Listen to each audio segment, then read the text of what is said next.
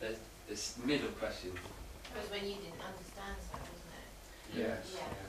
Shot down in I flames. shot down in flames. So you've asked him what it was he didn't understand, and then you could have, even if you didn't understand it, you said it, you could have got one of the other learners to explain it, and then you would have got it from a different angle.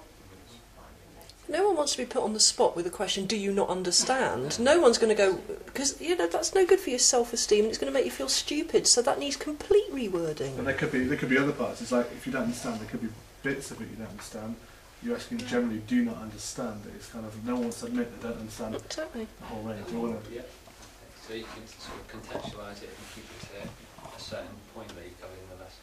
Or turn it back on yourself and you will say, is there anything you'd like to ask me?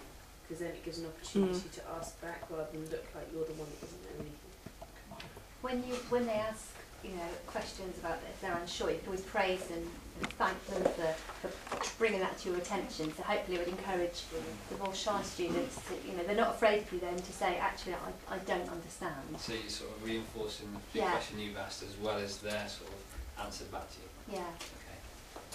Anyone else? I think sorry, just using the word understand as well, to go back to that, it kind of refers to a level of intelligence almost, isn't it? It's kind of like saying, you know, almost like, do you understand? And like, as a student, you'd be sort of, you'd just instantly be on the defensive. I think if I was asked that question, do you understand? You know, I'd be more like, if somebody said to me, tell me about this subject, which is, you know, or something like that, then that brings me, okay, yeah, and I can offer my opinion, whether it's right or not, but I still feel comfortable about it. Do you understand this concept, Richard? Makes me feel, well, no, yeah, maybe, I'm not sure. So you know, you sort of singled out and it's directed at you yeah. and no one else. So, should we move on?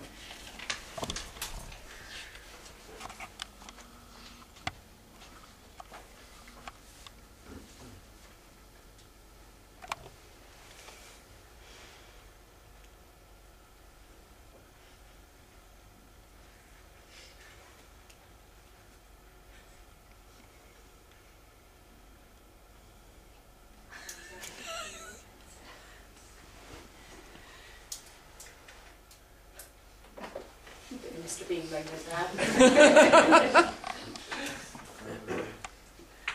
Right, again, in construction we sometimes use written exams, but now it's because we use more portfolios, we don't use it as much. But we do use end of unit phase tests. These are peer assessed, self-assessed, and assessed by the assessor as well.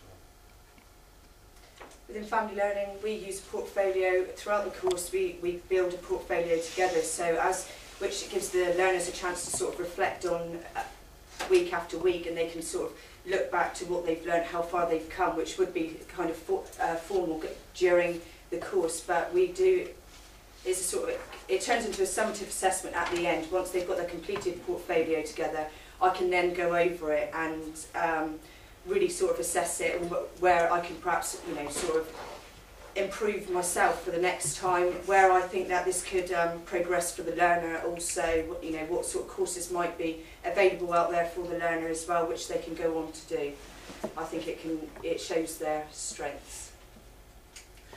Quite a few of the courses we deliver are end tested by various methods.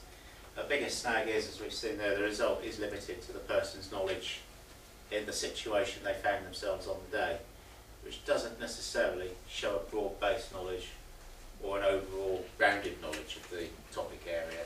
So it's one of those things that we do realise we have limitations, but unfortunately sometimes it is the method.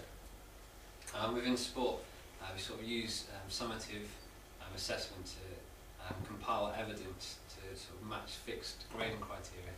So it might be in the form of sort of PowerPoint presentations, reports. At the minute I'm interviewing students to meet that same grading criteria. So we try and sort of have a massive variation in what the actual students have to do to achieve the certain summative assessment.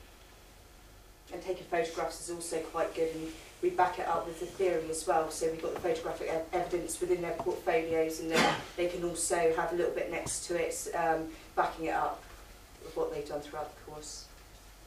Are we gonna? Okay, is there anything anyone doesn't understand about the topic we've just covered? No?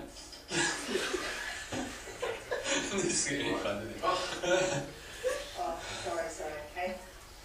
Okay, take 2. Is there anything anyone doesn't understand?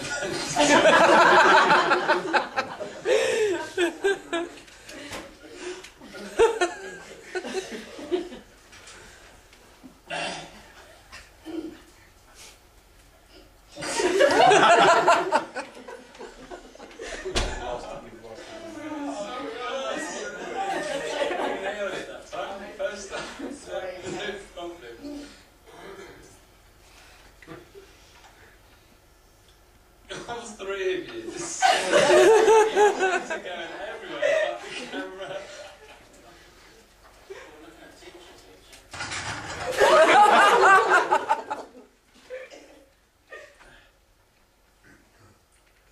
Okay, is there anything anyone doesn't understand about the topic we've just covered?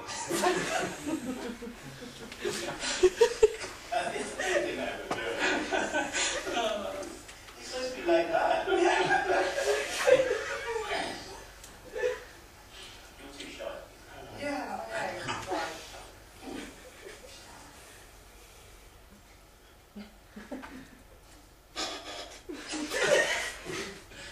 Okay, is there anything... I understand everything. Good, brilliant, fantastic.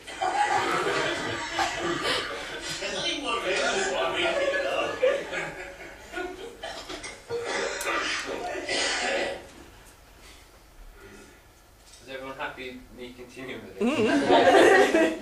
We found it funny, is there didn't we? anything Really funny. anyone doesn't understand about the topic we've just covered? The only snag is what people can't see is the faces we were getting from behind the camera. Exactly. I'm sorry, right? I can see that you're trying to smirk. I'm trying to look at you, so I'm thinking, right, you know, and right. Nothing. Right. Okay, is there anything anyone doesn't understand about the topic we've just covered?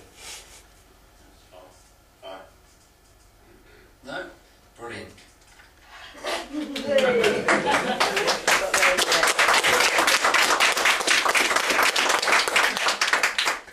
So, as a sort of a conclusion, we really enjoyed this sort of Working together was great, wasn't it? yeah, working together and then having sort of flexibility to choose what we wanted to actually do for this assignment. And then, really, we're amazed what different ideas everyone has come up with to sort of put their point across. And to be fair, we were a bit what's the anxious, yes, Yeah. after all you guys presented yours, and then we thought, well, let's cut it, because we've been really, really impressed by your actual assignments. So, I hope you've enjoyed our assignment. As a conclusion, we've decided to look at the sort of the 3 core assessment methods, and then looked at each department, as it were, and then decided to give you sort of areas that, how it could actually go wrong, and how you could improve it.